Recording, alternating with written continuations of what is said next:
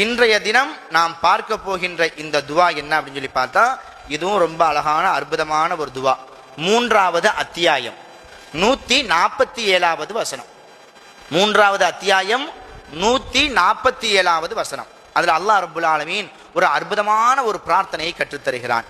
ரப்பனக்ஃபிர் லனா ذுனூபனா வ இஸ்ராஃபனா ஃபீ அம்ரினா وثبت أقدامنا وانصرنا على القوم الكافرين ربنا اغفر لنا ذنوبنا وإسرافنا في أمرنا وثبت أقدامنا وانصرنا على القوم الكافرين.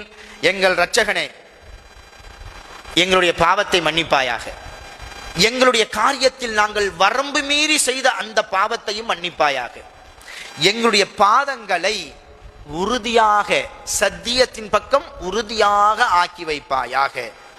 உன்னை மறுக்கக்கூடிய கூட்டத்தார்களுக்கு எதிராக எங்களுக்கு உதவி செய்வாயாக.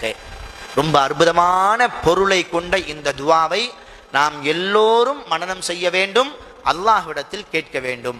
இன்ஷா அல்லாஹ் இந்த துவாவை நாளைக்கு நம்ம வரும்போது எல்லாரும் மனப்பாடம் பண்ணிக்கலாமா? இன்ஷா அல்லாஹ்.